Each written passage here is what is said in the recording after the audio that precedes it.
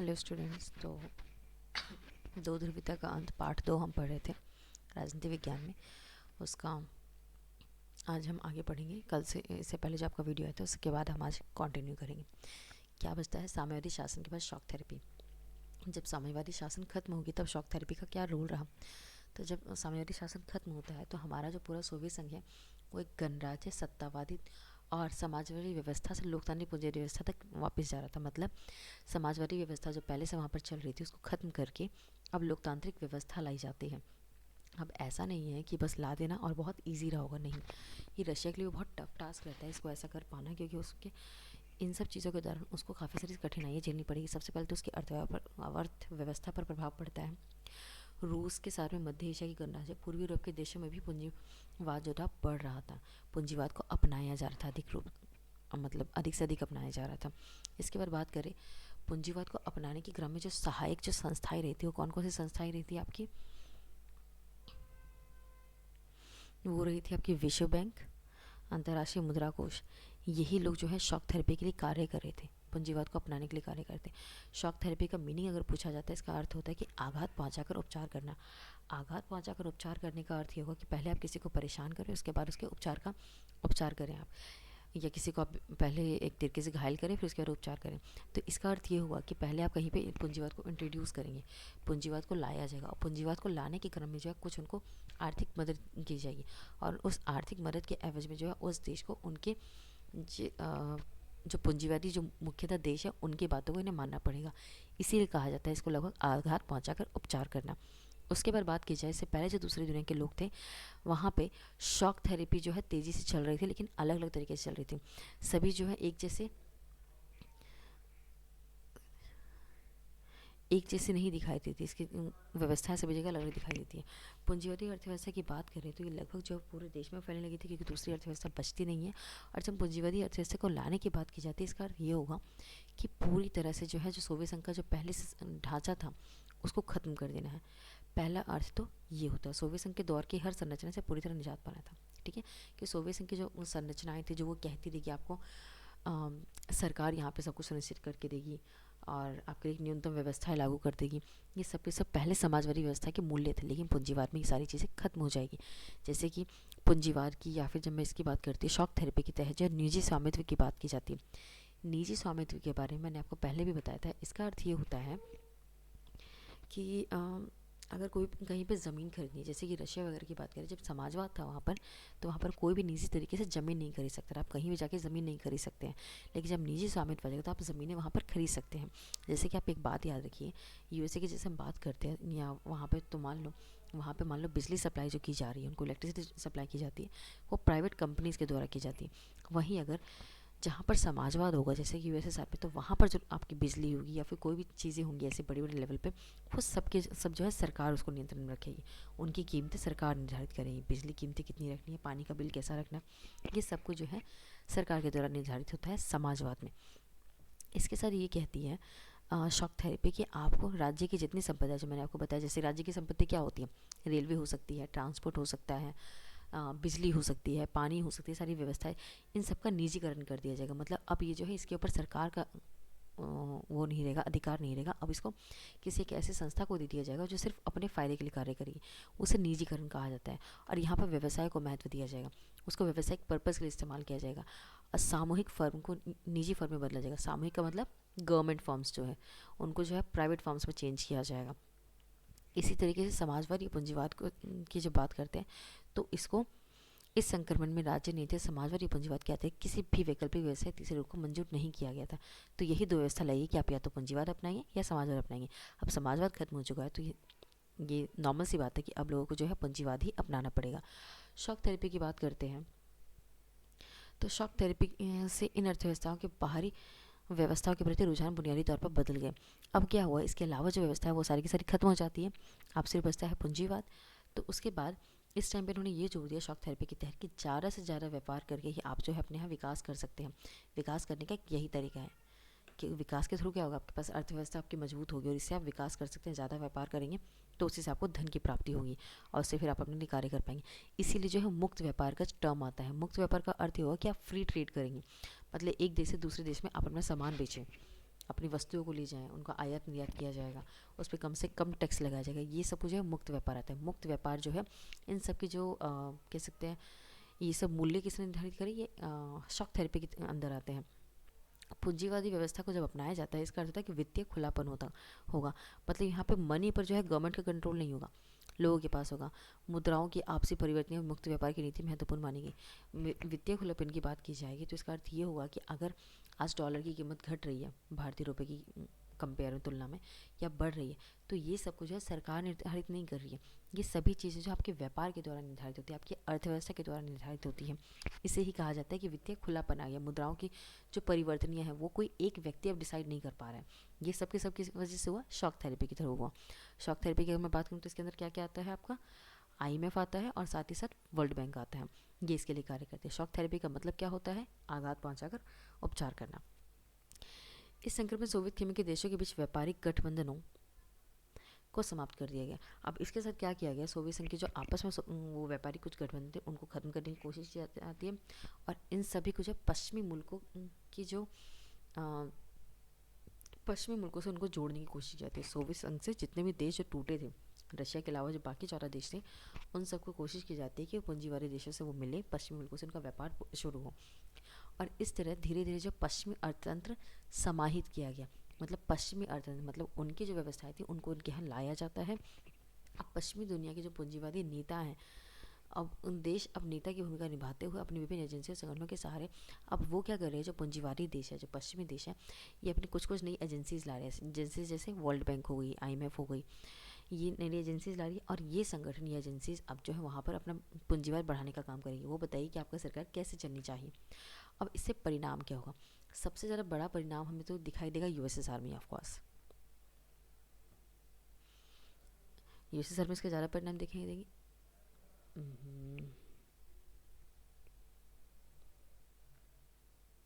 Wait a minute,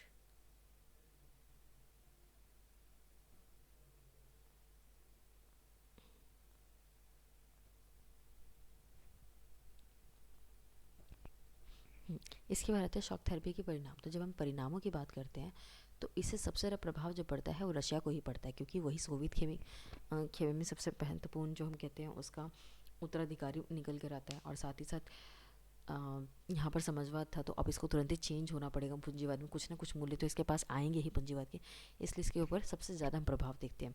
तो अगर हम बात करते हैं तो शॉक थेरेपी ने क्या क्या किया, आप समझ ही गए हैं। हाँ, शॉक थेरेपी ने क्या किया, यहाँ पे अपनी अर्थव्यवस्थाओं को चेंज करना शुरू करा। तो इसी वजह से शॉक थेरेपी की वजह से पूंजीवाद इंट्रोड्यूस हो रहा है। अब किसी भी चीज़ में अगर ट्रांजिशन फेज आता है, मतलब किसी से एक व्यवस्था से जब आप दूसरी व्यवस्था में जाते हैं, तो नॉर्मल सी बात है कि आपकी अर्थव्यवस्था उससे प्रभावित होगी। अब वो बहुत ज़्यादा चांस है कि वो पहले डाउन होगी। अब तेजी आएगी कि नहीं वो बात की बात है, कि डाउन तो कन्फर्म होगी। और जब अर्थव्यवस्था डाउन होगी, इसका सीधा सीधा मतलब ये होगा कि वहाँ की कीमतें बढ़ जाएंगी। उस देश में या उस जगह पर जो है वहाँ पे गरीबी बढ़ जाएगी और भूखमरी बढ़ जाएगी, क्योंकि वहाँ पे आप ये समझ लीजिए कि पैसे की बहुत कमी हो गई है। तो इसी वजह से जो है वो जो गैप होंगे, क्या बोलते हैं, उच्च वर्ग और निम्न वर्ग में, वो गैप बढ़ता चला जाएगा। और अगर मिडिल क्लास है तो उनकी और कंडीशन ख़राब हो जाएगी। तो यही सारी चीज़ें हम यहाँ पर देखेंगे कि रूस ने जब इसको अपनाया तो उसका राज्य का जो नियंत्रित औद्योगिक ढांचा था वो पूरा का पूरा खत्म हो जाता है। क्योंकि अभी तक क्या था, वहाँ पर जो भी कंट्रोल किया जा रहा था गवर्नमेंट के थ्रू, वो सब कुछ गवर्नमेंट कंट्रोल कर रही थी। गवर्नमेंट डिसाइड कर रही थी कि किसको कैसे रखना। वो सारी जो एजेंसीज थी, जैसे मान लो सिलेंडर का हो गया, बिजली का हो गया, या फिर आपको कोई पब्लिक सेक्टर, ये सारी चीज़ें जो है, या बैंकिंग फैसिलिटीज़ हो गई, सारी की सारी गवर्नमेंट के अंडर है। अब क्या कर रहे हैं, वो गवर्नमेंट हट गई है, या फिर गवर्नमेंट ने उसके ऊपर से कंट्रोल लूज़ कर दिया। तो अब क्या होगी, वो कैसे काम करेगी, इसके ऊपर समस्या आती है। उसके बाद क्या किया गया, इन सभी एजेंसीज़ को जो है प्राइवेट हाथों को बेच दिया गया। अब आप ये सोचिए कि अगर आपको अभी कोई बिजली मिल रही है, उस पर सब्सिडी मिल रही है। अगर आप दिल्ली में रहते हैं तो आपको पता होगा यहाँ पे सब्सिडी दी जाती है। सब्सिडी किस लिए दी जा रही है, क्योंकि उस पर गवर्नमेंट का कहीं ना कोई कंट्रोल है। लेकिन अगर वो कम्प्लीटली किसी प्राइवेट अथॉरिटीज़ को दे दिया जाएगा तो आपको कोई भी सब्सिडी नहीं मिलेगी, आपकी वही बिजली की कीमतें बहुत बढ़ जाएगी। इसीलिए, और यही सेम चीज़ ये यहाँ पर होती है सोवियत संघ में, रशिया में, जब 90% उद्योगों को जो है निजी कंपनियों को बेच दिया जाता है, जिसका अर्थ ये होगा कि वहाँ पर अब प्रॉफिट के लिए ज़्यादा काम किया जाएगा। और उन एजेंसीज़ की हालत बेशक अच्छी होगी, लेकिन लोगों की कंडीशन वो अच्छी नहीं होगी जितनी उनकी पहले थी।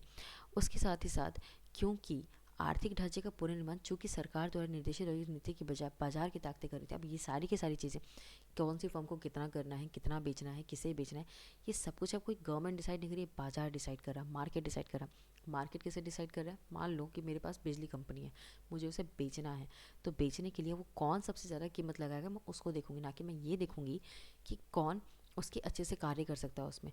तो इसीलिए यहाँ पर वो सारी चीज़ें, बाजार का अर्थ ये होता है कि वो अधिक से अधिक लाभ चाहती है। तो इसलिए बाजार इन औद्योगिक नीतियों को डिसाइड करेगी। औद्योगिक नीति डिसाइड करने का मतलब ये होगा कि किसकी कितनी कीमत रखी जाएगी, यह बाजार पर डिपेंड करेगा। अब बाजार कैसे डिसाइड करेगी? जिसकी मांग सबसे ज़्यादा होगी उसकी कीमत सबसे ज़्यादा होगी, जिसकी मांग सबसे कम होगी उसकी कीमत भी सबसे कम हो जाएगी। ये इस तरीके से निर्धारित होता है। इसीलिए इसे इतिहास की सबसे बड़ी ग्रास सेल कहा गया। सबसे बड़ी ग्रास सेल क्यों कहा गया? क्योंकि बहुत सारी कंपनीज या जो सार्वजनिक संस्था है उनको बेच दिया जाता है, 90% लगभग बेच दी जाती है, और इस वजह से जो है उनकी अर्थव्यवस्था पूरी तहस नहस हो जाती है, जनता को बहुत सारी बर्बादी को झेलना पड़ता है, और ये सब एक बिल्कुल सेल की तरह चला जाता है। मार्केट में 90% कंपनीज का जाने का मतलब समझ रहे हैं आप, आधे से ज़्यादा मतलब मैक्सिमम कंपनीज चली गई हैं। उसके साथ ही साथ इसकी वजह से क्या हुआ, महत्वपूर्ण उद्योगों की कीमत कम से कम करके आगे गई, क्योंकि उनको एक ही साथ ला दिया गया स्टॉक में कि आप ठीक है आपको इस खरीद सकते हैं कोई भी कंपनी को। तो इस वजह से जब इतनी सारी कंपनीज आ गई है मार्केट में, उनको खरीदनी है, तो इनको बहुत कम दामों में बेचा गया, उनकी दामें बहुत अच्छी नहीं दी गई, और इसी वजह से इसकी महाबिक्री में जो जो लोग पार्टिसिपेट करना चाहते थे या पार्टिसिपेशन के लिए गवर्नमेंट ने क्या करा, नागरिकों को उसको अधिकार पत्र दिए कि आप जो है इसमें पार्टिसिपेट कीजिए। लेकिन लोगों ने क्या करा, उसे अपने काला बाजारी में बेच दिया। काला बाजारी का अर्थ हुआ कि वो अपने जो ये अधिकार पत्र हैं ये दूसरे लोगों को बेच रहे हैं, उनको उसके बदले में धन मिल रहा है, क्योंकि उनके लिए अभी पैसे ज़्यादा इंपॉर्टेंट ना कि इन कंपनी से खरीदना, क्योंकि उनकी स्थिति मैंने पहले ही बोला बहुत ख़राब हो चुकी थी, गरीबी वाली हालत में जी रहे थे, इसलिए ज़रूरी था कि उनके लिए पहले उनके खाद्य का इंतजाम हो, इसलिए उन्होंने ऐसा किया। इसके साथ ही साथ क्या होता है, रूबल मुद्रा की जो है पूरी गिरावट आ जाती है। जब भी किसी अर्थव्यवस्था में बदलाव आता है, पेशे को पूंजीवाद से समाजवाद में जा रहे या समाजवाद से पूंजीवाद में जाए, उनकी अर्थव्यवस्था पर प्रभाव आना ही आना है। ठीक है, और इसी क्रम में हम देखते हैं कि रूस की करेंसी है रूबल, इसको आपको याद कर लेना चाहिए, रूस की करेंसी है रूबल, और रूस के प्रेसिडेंट है आपके व्लादिमीर पुतिन। ये सब छोटे छोटे क्वेश्चन 1 मार्क्स के आजकल बोर्ड से पूछ लिए जाते हैं। तो उसमें क्या होता है, बहुत ज़्यादा गिरावट आने लगती है। जब गिरावट की बात की जाएगी तो इसका अर्थ ये होगा कि डॉलर की कंपेयर में रूबल अब ज़्यादा देना पड़ेगा आपको। मान लीजिए, मुझे नहीं पता क्या रेट है इसका, मान लीजिए $1 के बदले में आपको 50 रूबल देने पड़ रहे हैं, तो जब गिरावट आ जाएगी इसका अर्थ होगा कि आपको $1 के बदले में अब 100 रूबल देने पड़ेंगे, जिस वजह से आपको उसी वस्तु को खरीदने के लिए अब अधिक पैसा देना पड़ रहा है। तो इससे क्या होगा, इससे मुद्रास्फीति बढ़ जाएगी और लोगों की जमा पूंजी चली जाएगी। क्यों? क्योंकि मुद्रास्फीति का मतलब तो पहले तो ये होता है कि महंगाई बढ़ जाएगी। जब जमा पूंजी की बात की जाएगी तो मैंने क्या बोला कि अगर आपको पहले एक वस्तु खरीदने के लिए अगर $50, $1 के बदले अगर आपको 50 रूबल देने पड़ रहा है, और आपको $1 में इंटरनेशनल मार्केट में मान लीजिए कि 1 लीटर ऑयल आता है, पेट्रोल आता है, लेकिन अब उसकी कीमत क्योंकि बढ़ गई है, आपके रूबल की कीमत घट गई है, डॉलर की वैल्यू बढ़ गई है, इसका अर्थ ये होगा कि अब आपको वही 1 लीटर ऑयल लेने के लिए अब आपको 100 रूबल देना पड़ेगा। तो इस वजह से लोगों को अब उसी चीज़ के लिए अधिक पैसे देने पड़ेंगे, और इसका अर्थ होगा कि उनकी जमा पूंजी जो उनकी बचत है वो खत्म हो जाएगी, और सामूहिक खेती की प्रणाली इसके साथ ही खत्म हो जाती है, क्योंकि ये सब कुछ पूंजीवाद की वजह से हो रहा है। सामूहिक प्रणाली की खेती का खत्म होने का अर्थ होगा कि अब खाद्यान्न सुरक्षा में भी समस्या आएगी, क्योंकि अभी तक क्या था, गवर्नमेंट डिसाइड करती रही कि आपको क्या कार्य करना है, कितना कार्य करना है, लेकिन अब जब समाजवाद खत्म हो गया तो किसी के ऊपर वो बाध्यता नहीं रह जाती है कि हमें खेती ही करनी है, और इस वजह से जो खाद्यान्न की सुरक्षा थी, जो लोगों को अब मिनिमम जो खाद्यान्न मिल पा रहा था वो भी खत्म होने लगता है। और इसको हम इसी चीज़ से देख सकते हैं कि 1999 से लेकर 1989 में, मतलब 10 सालों पिछले 10 साल से अगर कंपेयर किया जाएगा, तो वहाँ की जो सकल घरेलू उत्पाद है, जीडीपी बोला जाता है इसे इंग्लिश में, जीडीपी जो है वो डाउन हो रही थी। पिछले 10 सालों में जीडीपी डाउन हो जाती है 1999 में। इसका मतलब यह है कि अर्थव्यवस्था बिल्कुल डाउनफॉल पे चल रही थी, और समाज कल्याण की पुरानी व्यवस्था को क्रम से नष्ट किया गया। अब देखो, जो जो व्यवस्था पहले से चल रही थी उसे ख़त्म किया जाता है। सरकार जो रियायतें दे रही थी अपने लोगों को वो ख़त्म कर दी जाती है, जिसकी वजह से गरीबी में गरीबों आई मीन गरीबों की गरीबी बढ़ जाती है। मध्यम वर्ग जो है उनका बौद्धिक कामों से जुड़े लोग थे, जैसे कि मिडिल क्लास लोग हुए, या फिर ऐसे लोग जो इंटेलेक्चुअल हो गए। इंटेलेक्चुअल लोग का मतलब ये होगा जो कोई सेवाएं दे रहे हैं, जैसे कि एक टीचर हो सकता है, प्रोफेसर हो सकता है, रिसर्च हो सकती है।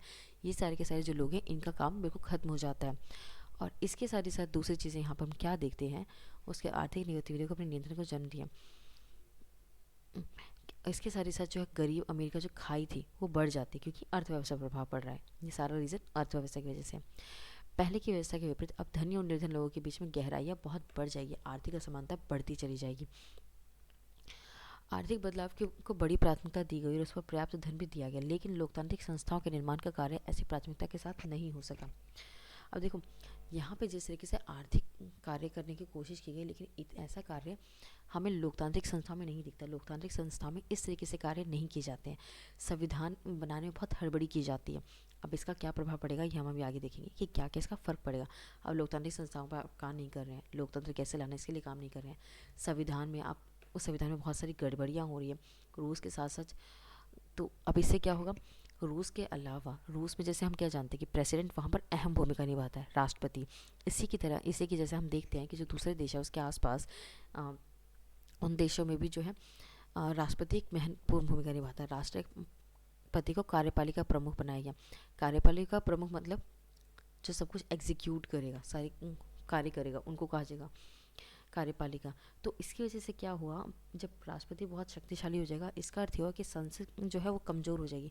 संसद की कमज़ोर होने का अर्थ है कि जैसे अगर हम इंडिया की बात करते हैं, यहाँ पर क्या होता है, सभी डिसीजन मेकिंग जो है संसद किससे पार्लियामेंट पास करती है, उसके बाद ही जो है कोई भी डिसीजन प्राइम मिनिस्टर बना पाते हैं या राष्ट्रपति उस पर अपने साइन करेंगे, तब जाके वो कानून बनता है। लेकिन जब राष्ट्रपति के पास अधिकार वो आ जाएगी शक्तियाँ, तो इसका मतलब यह है कि संसद की वैल्यू अब वो उतनी नहीं रह जाएगी। अब बिल उस तरीके से पास नहीं होंगे कि आपको संसद के लिए संसद से हर समय परामर्श लेना ही है। ऐसे ही हम देखते हैं कि मध्य एशिया में इसी तरीके से राष्ट्रपति को बहुत ज़्यादा शक्तियाँ दी जाती है, और जब किसी भी व्यक्ति को ज़्यादा शक्ति दी जाएगी तो वहाँ पर बहुत ज़्यादा चांस है कि वो सत्तावादी हो जाएगी। सत्तावादी का अर्थ ये होता है कि वहाँ पर अब वो लोग जो है अपनी सत्ता ही नहीं छोड़ रहे हैं। एक तरीके से ये हो जाता है, जैसे कि काफ़ी बार ऐसा देखा गया, काफ़ी जगहों पे ऐसा देखा गया, जिसमें एग्जांपल आता है आपका तुर्कमेनिस्तान हो गया, उज़्बेकिस्तान हो गया। यहाँ पे राष्ट्रपति ने 10 सालों तक राज किया, 10 सालों तक उन्होंने अपनी कुर्सी नहीं छोड़ी। इसके बाद उन्होंने अपनी सीमा और आगे बढ़ा दी 10 साल। तो लगभग आप देख सकते हैं कि 20 सालों तक इन्होंने अपनी स्थिति बनाए रखी। वरना नॉर्मली देखा जाए तो 5 साल में चुनाव हो जाते हैं, मतलब इन्होंने 4 बार का टेन्योर ले लिया। तो इस वजह से राष्ट्रपति को इतनी ज़्यादा शक्ति दी गई कि उन्होंने अपनी शक्तियों का गलत इस्तेमाल किया। और ऐसा इसलिए भी हो पाता है क्योंकि ये लोग अनुमति नहीं देते कि उनके नागरिक या कोई भी व्यवस्था जो उनके खिलाफ खड़ी हो सके। न्यायपालिका की स्वतंत्रता को भी खत्म कर दिया जाता है। जब न्यायपालिका यानी कि जस्टिस या कोर्ट की बात मैं कर रही हूँ, तो न्यायपालिका की स्वतंत्रता जब खत्म कर दिया जाएगा तो आप खुद सोचिए, आप आम नागरिक होकर इसके लिए क्या कार्य कर पाएंगे, कुछ नहीं। तो यही सेम चीज़ होती है यहाँ पर भी। तो ये मैं बस ये बताना चाह रही हूँ आपको यहाँ पे कि जब शॉक थेरेपी लागू की गई तो इसके क्या क्या परिणाम मिले। तो परिणाम में देख लिया कि रशिया बर्बाद हो गया इसकी वजह से, रशिया की अर्थव्यवस्था ख़राब हो गई स्टार्टिंग में। उसके साथ ही साथ जो है यहाँ पे गैप्स बढ़ जाते हैं, अर्थव्यवस्था बिल्कुल डाउन हो जाती है। उसके साथ ही साथ हम उसके आसपास के देशों में भी राष्ट्रपति अधिक मजबूत होने लग जाते हैं, उन्होंने अपनी शक्ति को बढ़ाया। रूस के अलावा हम और भी देशों को देखते हैं, उन्होंने लगभग अपने आप को खड़ा करना शुरू किया। 2000 तक में 1999 की सारी कहानी 98-99 तक चल रही है, लेकिन 2000 तक सब अपनी अपनी अर्थव्यवस्था को बनाना शुरू करते हैं, पुनर्जीवित करने की कोशिश करते हैं। अब पुनर्जीवित उनकी जो अर्थव्यवस्था है वो हो भी जाती है। इसका कारण क्या था, क्योंकि वहाँ पे खनिज हो गए, तेल हो गए, प्राकृतिक गैस, धातु, प्राकृतिक संसाधन, इन सब का निर्यात किया जाता था। इन सब के पास ये प्रचुर मात्रा में थे। अब जिसके पास तेल होंगे, प्राकृतिक संसाधन होंगे, गैस होंगे, अब ये एक जगह से दूसरी जगह अपने इन संसाधनों को बेचेंगे। जैसे कि ये सारी चीज़ें किस किस देशों में, जैसे रशिया में है, कजाकिस्तान हो गया, तुर्कमेनिस्तान, उज़्बेकिस्तान, अज़रबैजान, ये सब क्या है, इनके यहाँ तेल और गैस जो है बड़ी मात्रा में पाए जाते हैं। और यही कारण है कि अपने लिए ये लोग, इनकी अर्थव्यवस्था तुरंत ही ट्रैक पर आ भी जाती है। अब ये लोग क्या करते हैं, एक जगह से दूसरी जगह पहले तो अपना तेल और गैस तो भेजेंगे, क्योंकि हर देश को तेल और गैस की तो आवश्यकता पड़नी ही पड़नी है पूरे विश्व भर में। इसी वजह से इनके पास अर्थव्यवस्था इनकी सुधर जाती है तुरंत, इनके पास पैसों की कमी नहीं होती, इससे धन इनके पास पहुंच ही जाता है। इसके अलावा ये लोग क्या करते रहे, जहाँ जहाँ से इनकी पाइपलाइंस गुजरती थी, गैस की होगी या फिर किसी भी चीज़ की प्राकृतिक या तेल की हो गई, जिस देशों से इनकी गैस पाइपलाइन जुड़ती है पहुँचती है, इन्हें उसे कुछ पैसे देने पड़ते हैं, एक तरीके से कह सकते हैं किराया देना पड़ता है। और इस वजह से इनसे इनके आसपास जो जुड़े हुए देश हैं, इनके जो पड़ोसी देश हैं, उनका भी इससे अधिक लाभ होता है। तो हम देखते हैं कि इस तरीके से शॉक थेरेपी के विश्व में परिणाम दिखाई देते हैं। बाकी thank you for watching, keep watching, keep learning.